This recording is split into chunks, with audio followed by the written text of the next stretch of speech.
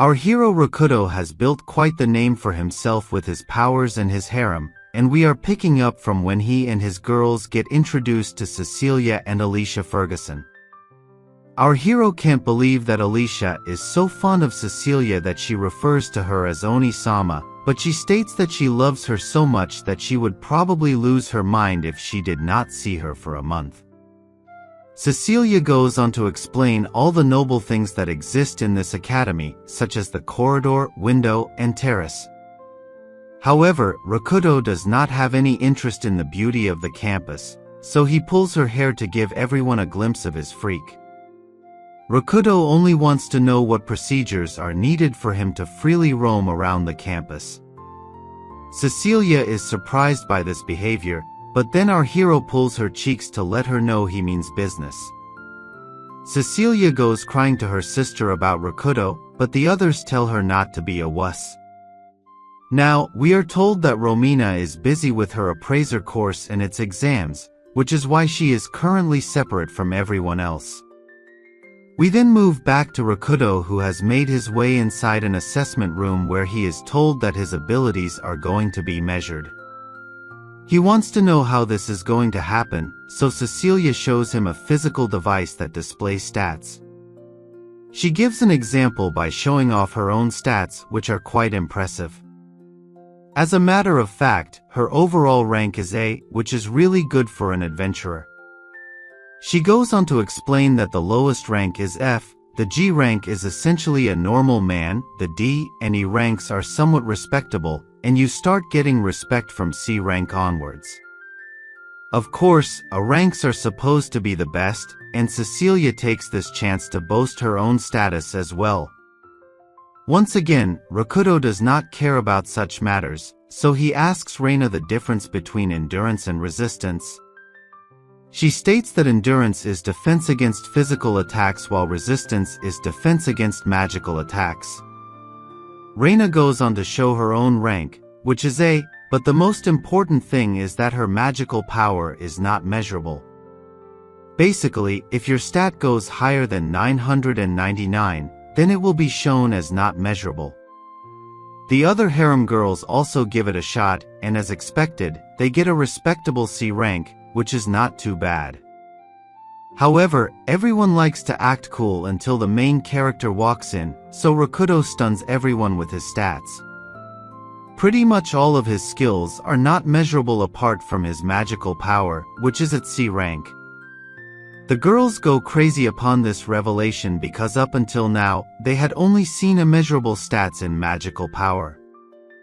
To see something like this in Rakuto is truly a Giga Chad moment for him.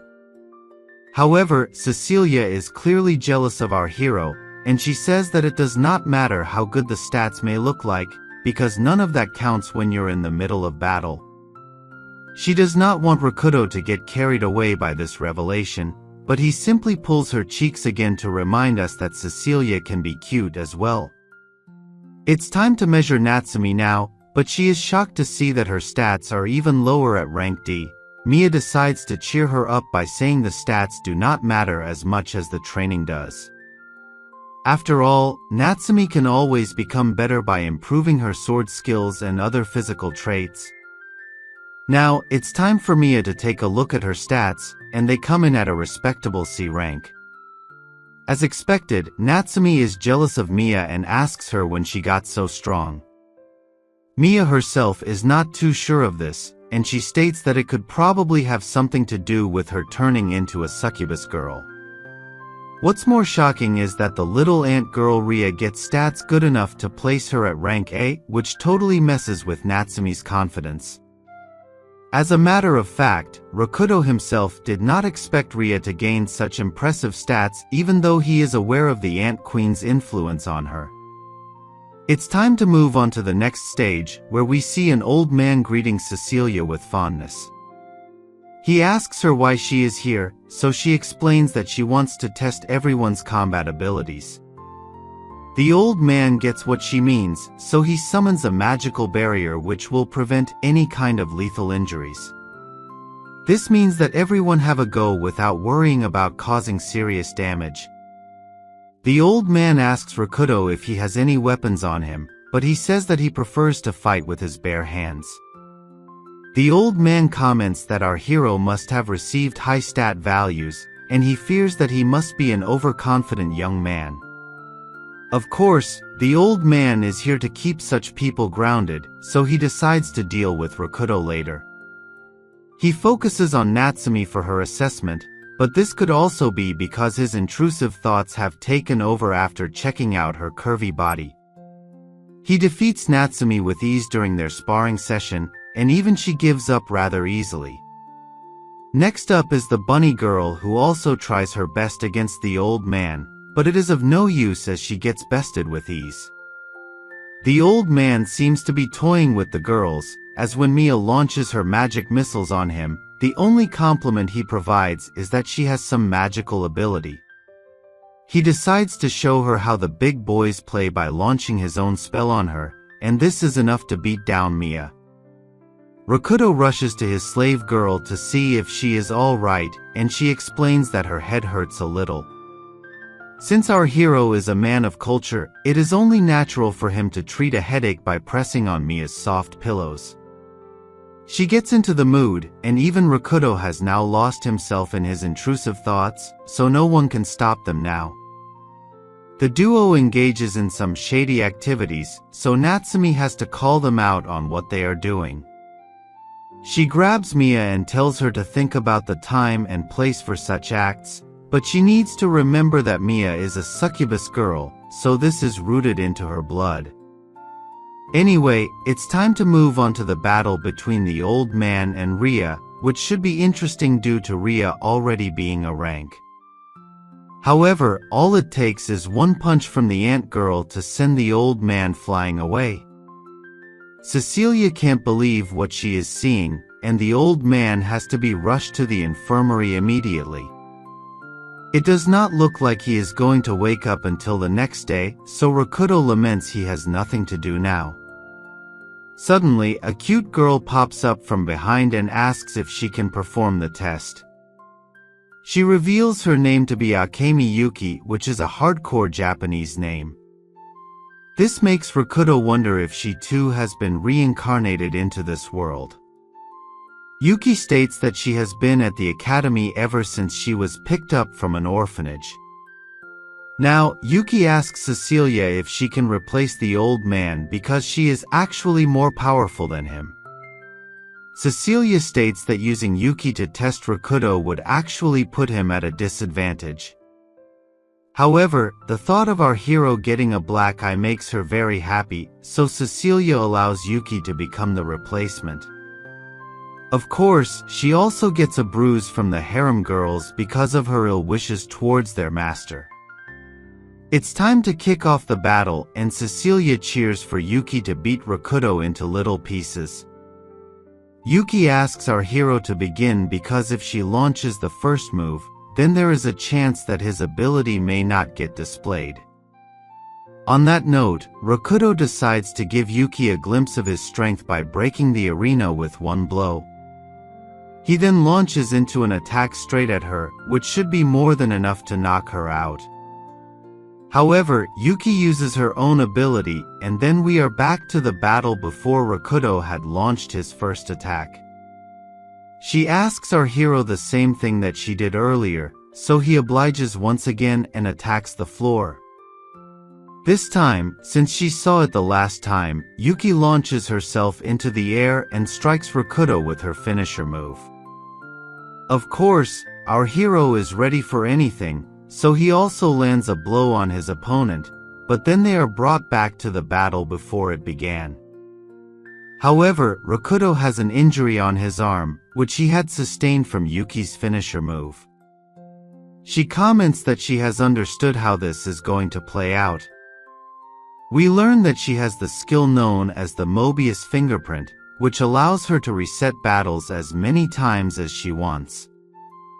She explains to Rakuto that she can reset the damage done to her body, thus healing all her injuries, but her opponents will always retain their damage. Rakuto can't believe what she has just told him because even memories are wiped out during the reset. This time though, since our hero has an injury, he realizes that it is from the previous round. Yuki tells him he's right, but she has somewhat figured out the outcome of this match, so she decides to end it with her own finisher move. Having the reset power is essentially a god-level cheat code, but Yuki does not care about it and walks away, imagining she has won this round. Her bubble gets burst quickly enough as Rakuto emerges from the shadows and charges at her. He figures that if he is going to get reset again, then he might as well put in all his strength. Our hero manages to grab Yuki, but she is able to reset at the very last moment to spare herself of any damage. Rakuto can still stand and fight, but Cecilia ends it before our hero actually decides to get serious.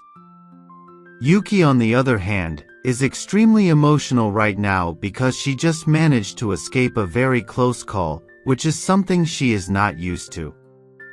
Rakuto is perplexed to see her like this, but he allows her to calm down before listening to her story about her power and her past.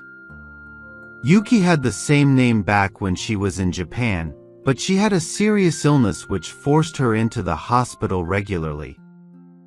It was so bad that she met her end a day before her 16th birthday.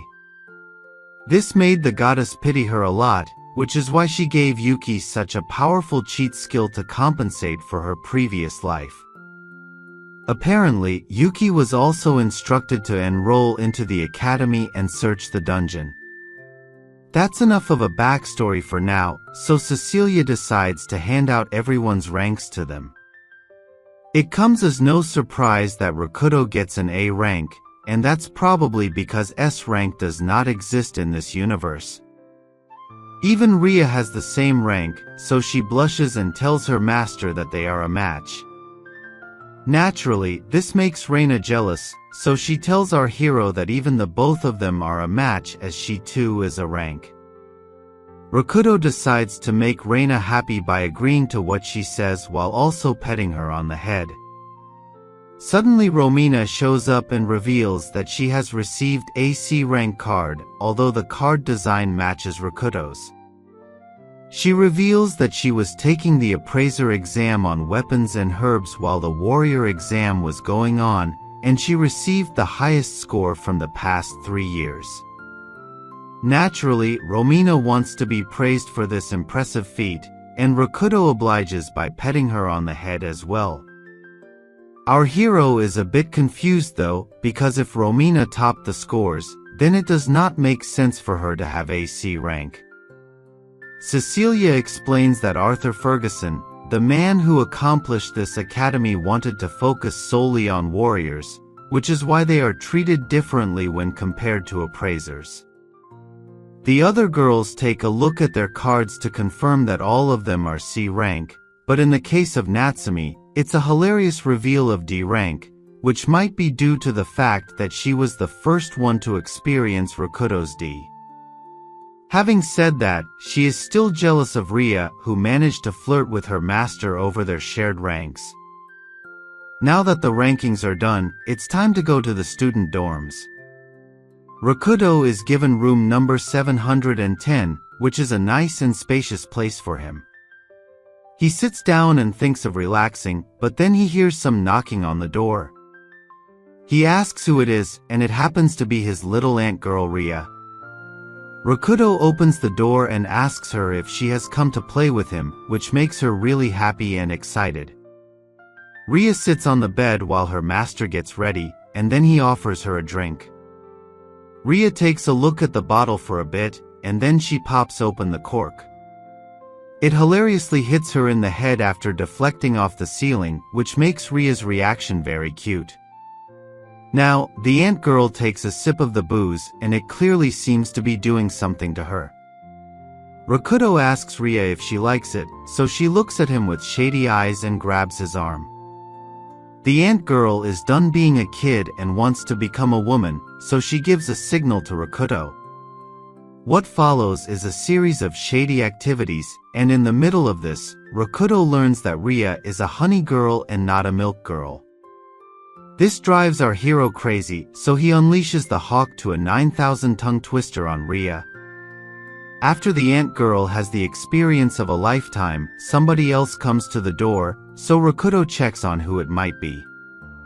He notices that it's Reina, so he opens the door for her, but she is shocked to see her master without his shirt on. She asks what is the meaning of this, so he explains that he and Reina were simply acting on their intrusive thoughts. Rakuto can see that Reina is upset, so he decides to unleash his elephant on her as well. She states that he is simply using her as his toy, but she loves it, so our hero continues to do unspeakable things to her. Now that both Reina and Ria are done with round 1, it's time to have a triple Sunday delight, so before he begins, he asks Ria if she is scared of his elephant, because she can ask him to stop. However, the ant girl says that she is looking forward to this and wants her ant nest to be demolished. On that note, Rakuto's inner beast takes over and he ravages his slave girls. Ria gets yet another explosive climax, but she wants more like a greedy girl, so Rakuto obliges, although at this rate, he is no different from Drake. After what feels like an endless night of pleasure, our hero finally gets to relax with Reina and Ria, both of whom are extremely drained of their kitty water. Now, the both of them get ready to step out of the dorm because they are here on a mission after all. As the triple couple steps out of their room, Yuki shows up and is visibly shocked to see what's going on. She says that she has come here to guide Rakuto to the cafeteria, but did not expect to see Reina and Ria in the same room as him. Our hero simply replies that he has this kind of relationship with all his slave girls, so Yuki gets a massive culture shock. She looks at Rakuto with his girls and thinks they not like us, which leads her to call our hero a PDF file for engaging with such innocent girls. Ria simply holds onto her master's arm while Reina gets offended over being called little. She continues to say that she is not little or small, but ends up looking like a cute little doll in the process. Seeing this, Yuki offers her some candy, so Reina has to tell her once again not to treat her as a child. After this drama, the group heads towards the cafeteria and Rakuto thinks about how nice it would be to dine with Natsumi right now. However, Cecilia shows up and tells him that such a thing is not allowed over here because ranks are obliged to sit at a particular table. These special seats act as a tool to reinforce the fact that rank adventurers are higher than everyone else, and Cecilia seems to get off on the rush of power she feels through this allotment. She reiterates that this place's purpose is to let people in high positions truly feel the difference, but Rakuto just sits at the table because he does not want to break the rules. Yuki also sits with the group and comments that it's a little embarrassing for her to do this, but also rejoices that she can get to eat with Reina. The food gets served to everyone, and Cecilia says a short prayer thanking the cooking staff for their meals. After that, she tells everyone that she is going to sing something which they all must listen to while eating their food. Naturally, this causes Rakuto to worry for a bit, but he is pleasantly surprised when he notices how nice Cecilia's voice is. The vibe changes when Cecilia starts to sing about how amazing she is, so our hero decides to smack her on the head because he has no interest in hearing a narcissist sing about herself. She asks him why he's being mean to her, so he says that it does not make sense for someone to praise themselves while they are supposed to be entertaining other people. Cecilia argues that Rakuto should listen to the end of her performance because it is supposed to have a beautiful passage in it. However, it only turns out to be more selfish praise, so the cat girl gets another smack to the head. After the group is done with their meal, it's time to go to the dungeon, and Cecilia is excited to be leading all of them. Rank students are supposed to be exempt from classes, so attendance is not an issue, but Rakuto pulls Cecilia's cheeks again and asks who in their right mind would want her to be their leader. Yuki and the other girls don't seem to have a problem with it, so Cecilia tells our hero that she has the ability to command trust. Rakuto is shocked and aghast upon seeing this, and he keeps telling himself that he is witnessing a lie, but Cecilia asks him why he is acting so despondent as if he has just lost his entire family. Seeing her master in such a state prompts Reina to say that Cecilia might act as the leader, but she will be the one to lead the way. Basically, Reina will decide the route, the battle strategies, and even withdrawal from any difficult fights. This is essentially the leader's role, as rightfully guessed by Rakuto, so he asks Cecilia what she is going to do. The cat girl explains that she will stand at the front and act as the party's sword and shield. This is a bit confusing to our hero, so Reina clarifies that the principal had said this to Cecilia, and she had blindly believed it. Rakuto figures that Cecilia is indeed the dumb blonde of their group, so he patronizes her by saying she is indeed the rightful leader of this group. The cat girl gets happy and she smiles at Rakuto, thanking him for finally understanding her skills. Our hero finds this expression of hers to be extremely cute, so he pulls her cheeks once again, but out of affection. Of course, Cecilia does not know this, so she asks what she did wrong and Rakuto simply apologizes for not realizing his intrusive thoughts. Now that everyone's roles are clear, Reina leads the way and tells the group it's go time. On this note, they all enter the school's dungeon, which is also known as the Dimensional Labyrinth. As soon as they enter the dungeon, our hero looks back and notices that the gate has vanished. He turns to Reina for clarity, but she says that such things are normal in places like this labyrinth. Yuki further explains that if they are to leave, then they will need to touch the white doorway, which is located at the end of each level. It's either that or the team will have to use teleportation crystals, which most of the monsters drop anyway. Suddenly, a whole bunch of insect monsters show up and charge at the team. Cecilia is pumped to see them, so she prepares to launch an attack on the bug beasts. However, she needs time to chant her spell, which is a rather long one, so Reina simply loads her weapon and attacks the bugs before the cat girl. She gets the job done in a matter of seconds, and Cecilia is just left standing there looking gloomy. There is no time to droop her shoulders though, as the team must continue their mission. As they continue, Reina uses her sense of intuition to direct them in the right direction.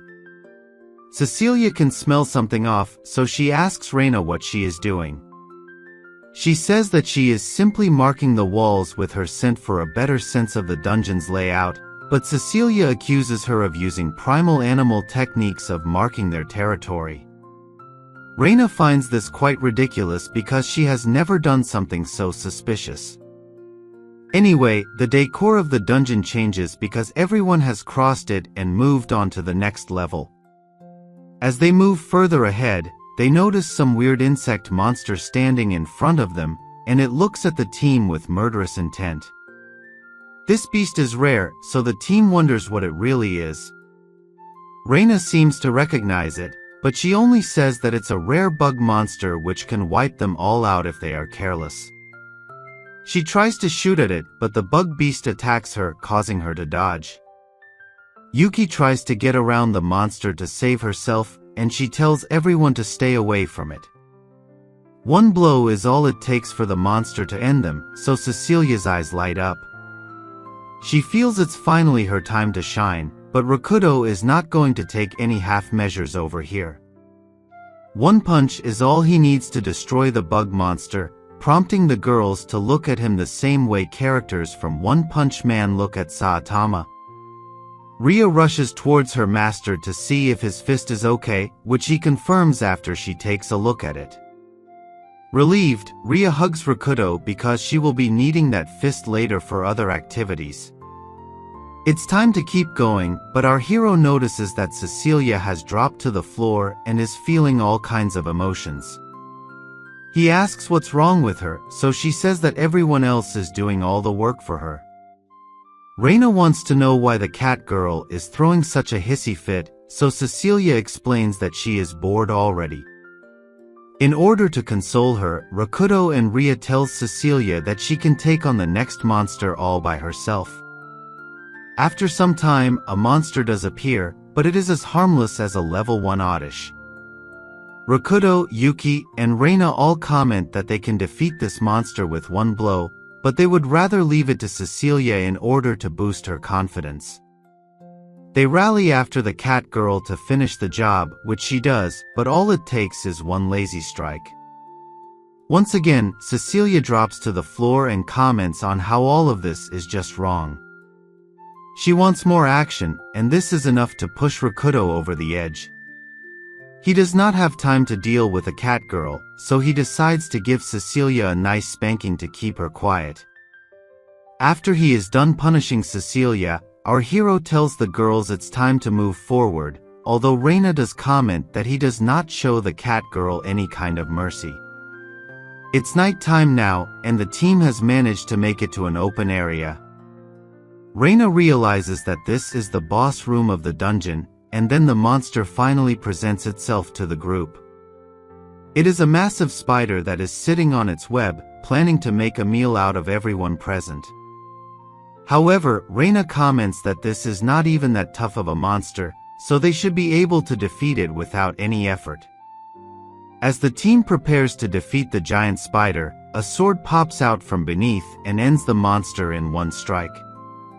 Reina is shocked to see that such a power has been able to make it to this level, so Rakuto asks her if she knows what this is. Basically, the dimensional labyrinth is supposed to be a collection of barely connected spaces, so it should not be possible for monsters from other levels to cross to another space. In this case, the team is witnessing an exception as this is a monster with the ability to transcend space. What they are up against is called a Dimension Walker, and it looks like a skeleton with a sword. The Dimension Walker looks at the team with malice in his eyes, but they all just wonder what this thing is doing over here. The Walker launches a sword attack right at them, but they are able to dodge it without getting hurt. As can be seen, this is a completely different breed of monster as his attack leaves a massive hole in the ground. Both Yuki and Reina decide to attack the beast with their fire powers, hoping it will be enough to take him down. Yuki unleashes her burning cluster while Reina lets out her Fang Dragon to blast into the Dimension Walker, but after a massive explosion, it does nothing to the monster. Yuki wonders what they should do now, but Reina realizes that the Walker is using a barrier to block magical attacks. Yuki says that if this is the case, then the monster should be vulnerable to physical attacks. Reina decides to test that theory by shooting at the Walker, but the bullets have no effect on him at all. The Walker has had enough of playing around, so he strikes both Yuki and Reina with his sword. He is able to send both the girls flying away, rendering them unable to fight for a bit. Cecilia decides to have a go at the Walker with Ria as backup, and she asks Rakuto to go check up on the other two girls while they keep the monster pinned down. Our hero immediately rushes to Yuki and Reina, asking them if they are fine. Yuki says that she can still fight, but Reina has suffered some pretty bad injuries, so she will not be of much use in the battle now. Rakuto asks Yuki if she can use her reset powers on Reina to heal her, but she says that the skill only applies to her own injuries. Rakuto does not like the look of this, so he suggests using a teleportation crystal before Reina get injured any further. He hands it over to her, and she apologizes for being useless in the fight. She gets teleported away to safety, after which Rakuto tells Ria and Cecilia that Rayan had to withdraw immediately. It's just the four of them now, but the Walker has other tricks up his sleeve as he unleashes multiple skulls upon our hero and his girls. Yuki gets in front and uses her incinerate power to burn all of them, but one of the skulls manages to break free and attacks Yuki. Before she is struck, Rakuto shows up and destroys the skull with his fist. She says sorry for not being strong enough for the battle, but our hero tells her it's fine because they are comrades now. Yuki begins to blush, and all types of intrusive thoughts begin to enter her mind, but the priority is to take down this massive Walker. Rakuto says it is important to understand the weaknesses of the walker before taking down its defenses. Cecilia says that her noble self will get the job done, and she charges at the walker without a single thought. The walker tries to attack the cat girl, but she is able to dodge his strike and lands on top of it. Cecilia states that she will finish off the walker with one blow, and she swings her axe with full power. However, it does nothing to him, and this shocks Cecilia to her core. Not only does her axe get broken, she is sent flying away after a direct punch from the Dimension Walker. Cecilia also crashes into a wall and is not looking good at all. Rakuto rushes to her, but he can see that things are not going to work out for the girls if they continue at this rate. The cat girl laments that her axe is gone now, so she does not have much left to offer against the walker. Now, our hero comes to a realization, which is that Raian's assumption about the monster was incorrect. Instead of the barrier blocking magical attacks, maybe it is meant only to block large-scale attacks. Cecilia does not understand what he means by this, so he goes on to explain how Yuki's and Reina's attacks didn't hurt the walker because they were powerful moves.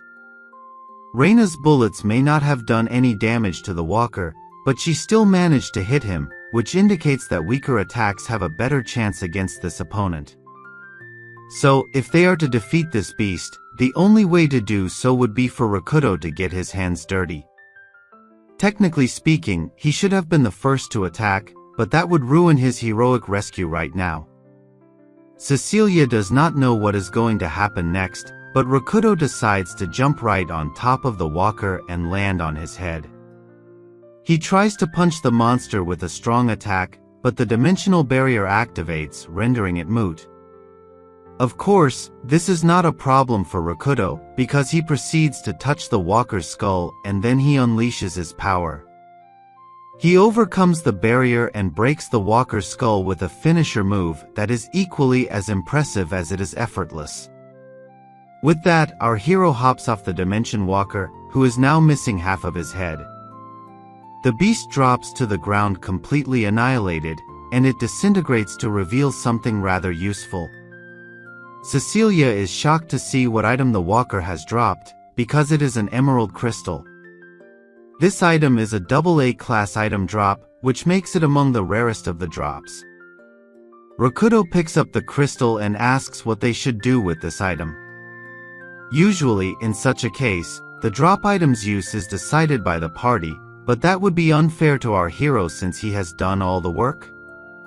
Yuki says that only Rakuto has the right to decide how to use the emerald crystal, to which Cecilia and Ria agree instantly.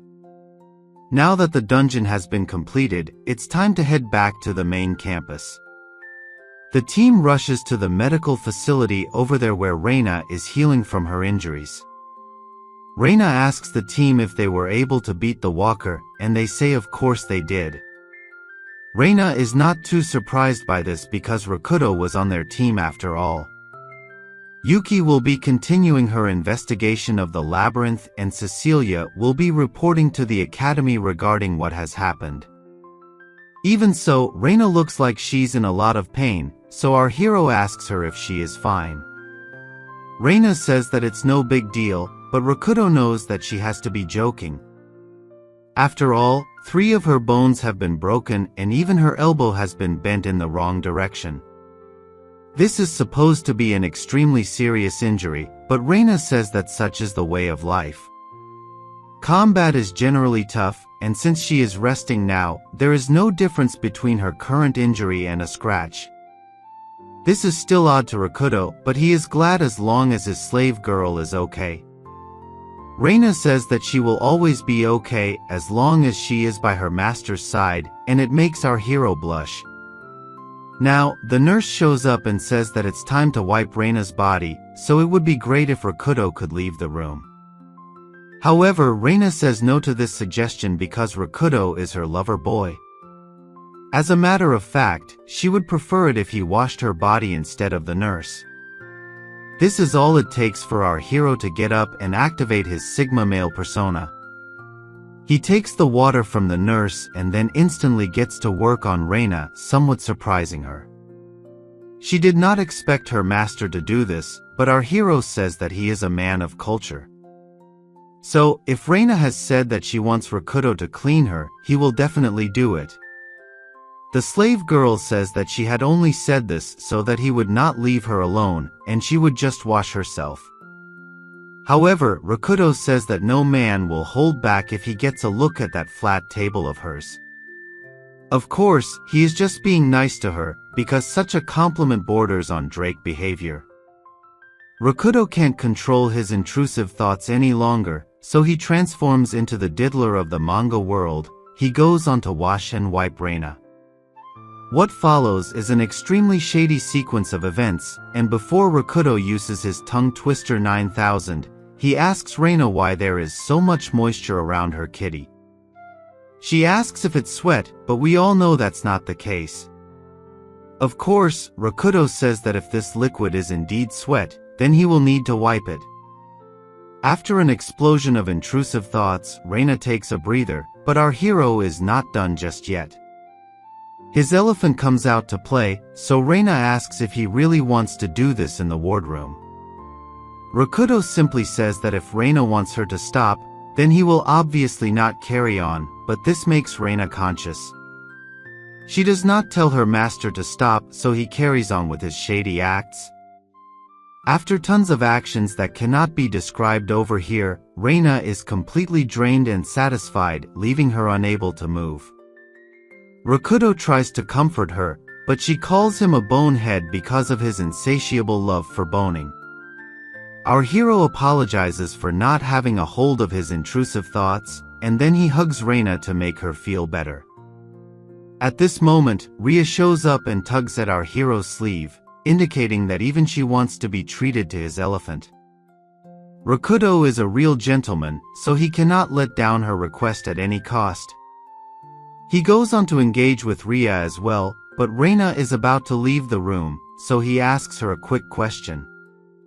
Since he was called her to deal with the Dimension Walker, our hero wants to know if it would be all right for him to leave the academy now. Reina says that she does not mind him going away, because she only needed him to help her investigate the dungeon. She also reminds Rakuto that it's virtually impossible for outsiders to enter this city with permission. As a matter of fact, the only reason why Reina was able to accept this request in the first place was because of her having gone to the same academy when she was young.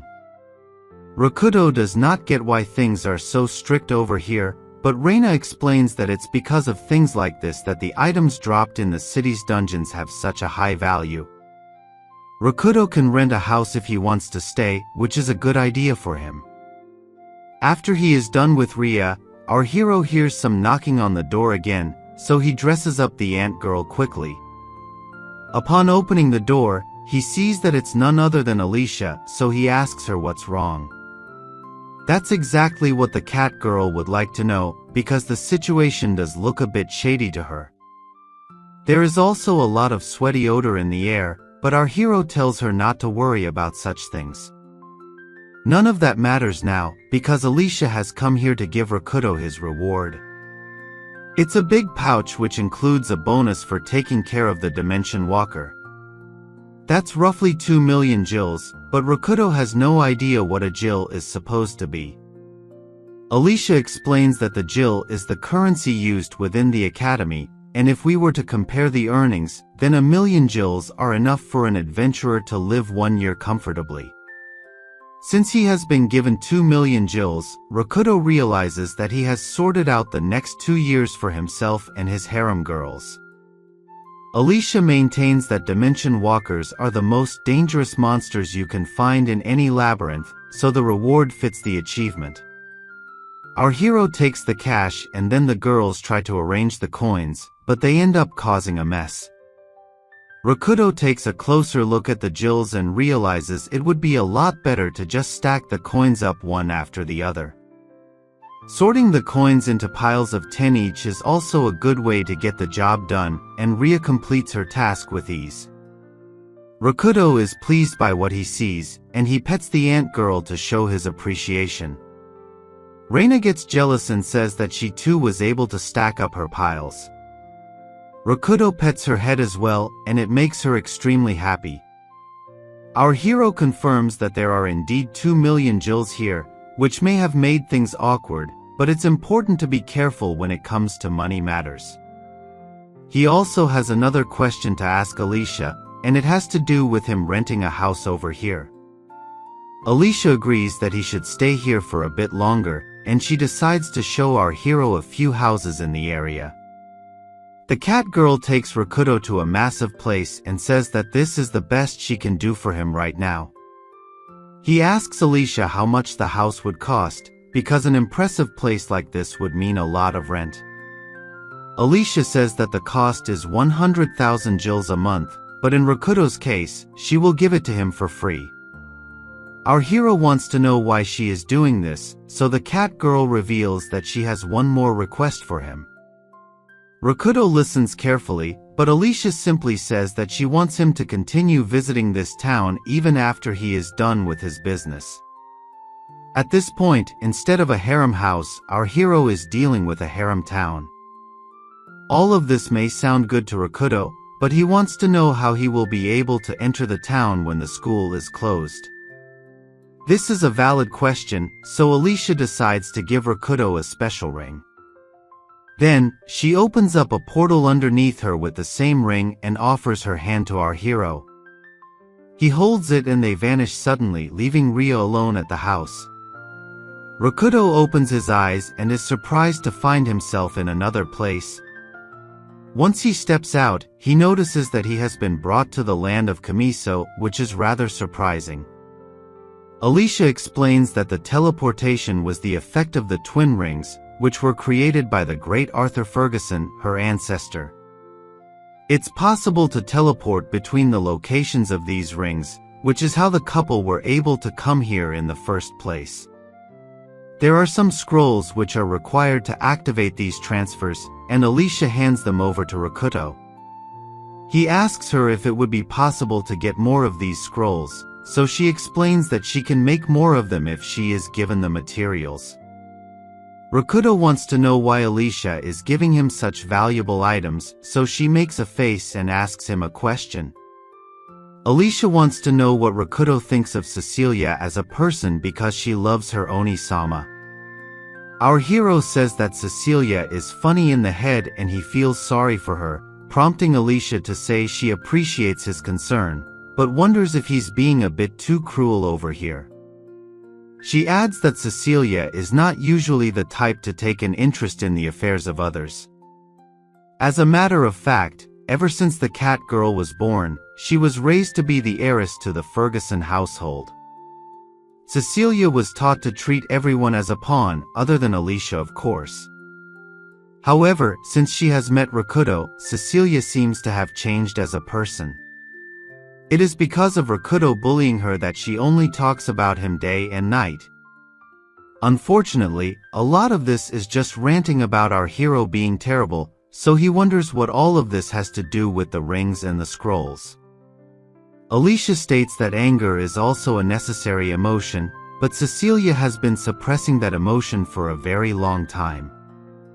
After all, she has to keep appearances to prevent any kind of criticism, but this would have eventually gotten the better of her. Our hero gets what Alicia is trying to say, so he pets her head to make her feel better. The cat girl gets very excited and says that she wants Rakuto to do the same thing to her Oni-sama as well. On that note, Alicia goes back to work and our hero goes back to his new home. Ria finally finds her master and hugs him immediately because she had severely missed him in the few minutes he was gone. He consoles her and goes on to say that they have a really nice house now.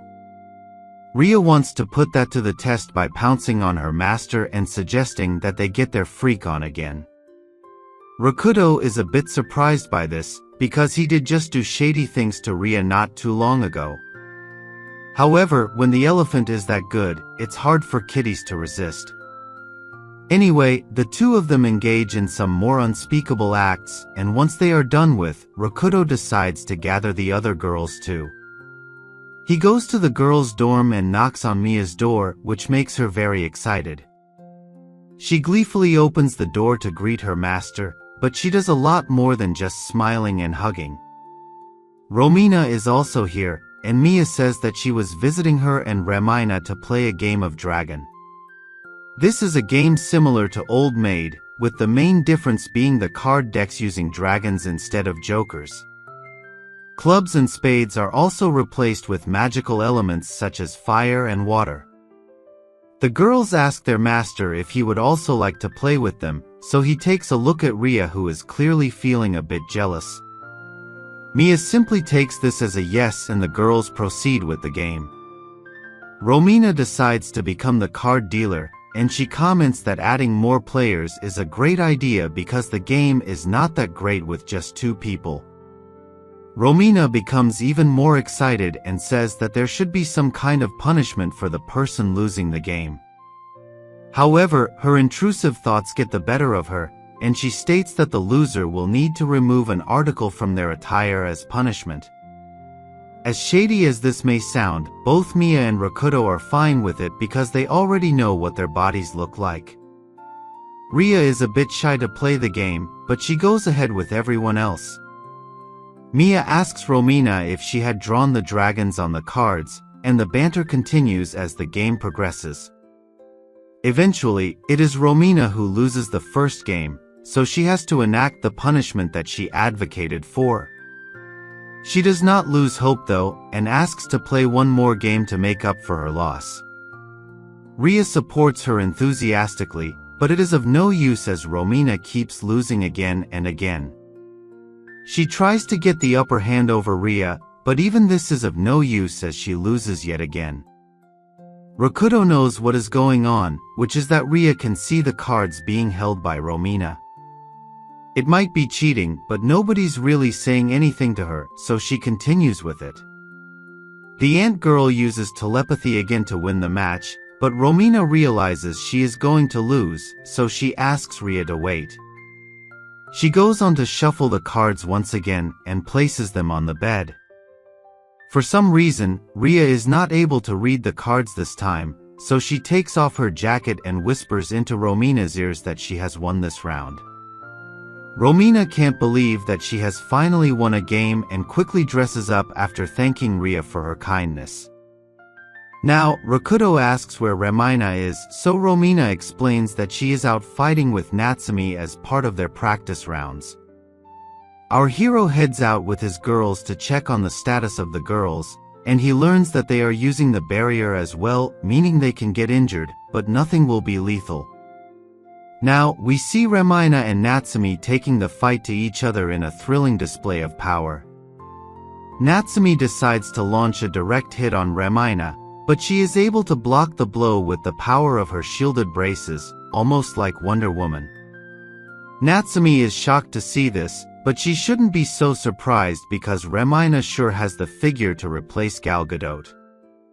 Natsumi gets slammed to the ground and Ramina claims her 6th victory in as many fights. Natsumi does not want to quit just yet, so she asks for one more round, but Ramina tells her that she needs to rest.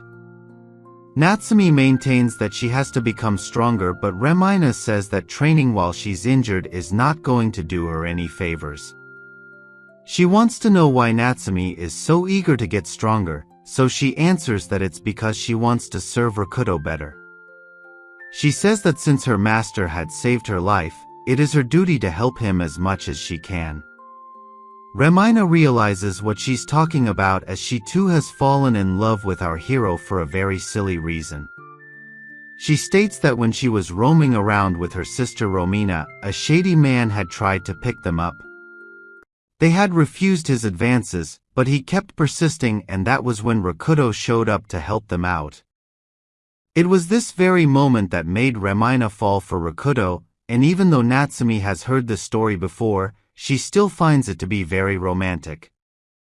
The girls both blush and talk like damsels in love, and Ramina adds that it does not matter if she is scared or hungry when she is around her master. The mere sight of his black hairstyle is enough to satisfy her. Ria gets sucked into the Rakuto fan club and closes into the girls, but she ends up sneezing right behind Natsumi and Remina. The girls look back and blush when they realize that Rakuto and the other girls are standing right there. They want to know for how long their master has been standing there, and he confesses that he heard everything right from when Remina said she beat Natsumi 6 times. As expected, this makes the girls feel really embarrassed, but our hero does not care about that and takes his harem to check out their new home. Romina wants to know how much the house costs, but Rakuto says it's for free, which shocks her to the core. He explains that Alicia has given it to him for free, and even though this does not make sense to the girls, our hero says that there is a stream also over here, so they can swim in their new home. Natsumi admits that she got a little sweaty from her workout with Romina, and it makes Rakuto's intrusive thoughts active again, but he has to be calm for now. Instead, he feels that a bath would be better, which is actually not going to calm anyone down. Unfortunately, there is no bath inside this house, so he will have to get one made from scratch. This means he will have to go shopping, and his nose starts bleeding because of all the intrusive thoughts coming to his mind right now. The girls wonder why he is making such a serious face while his nose is dripping like that, but he decides to go to the marketplace anyway. Our hero is told that the bath will take some time to complete, so he will need to wait for a bit. Rakuto goes ahead and gets some other items, which includes fish as bath additives. These happen to be air fish which are cultivated on the 13th floor of the labyrinth. Rakuto did not expect to come across such products, and then Yuki shows up all of a sudden. She does not get why our hero is so surprised to hear this, but he is more surprised by her immediate appearance. Yuki apologizes and reveals that a little girl started crying after seeing her not too long ago. It makes her wonder if her appearance is horrifying, but Rakuto tells her that she has a very cute face. That makes Yuki blush with her full face turning red, so our hero asks her what's wrong. She says not to talk to her right now, because her body is heating up after being called cute. She can't control herself as even her heart starts beating rapidly, and then Natsumi says that her master is truly an incredible man.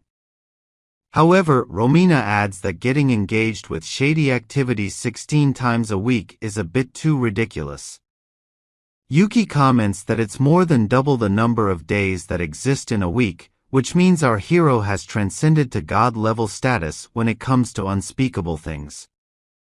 As the girls discuss the prowess of Rakuto's elephant, Ria is only interested in the fishes that are in front of her. Yuki apologizes for reacting so strongly because it's the first time that someone has called her cute, which is actually quite surprising. If that's the case, then it's pretty much inevitable that she is going to join Rakuto's harem. Our hero comes back home to a very passionate Mia who gives him exactly what every man would like to get when he meets his slave girl.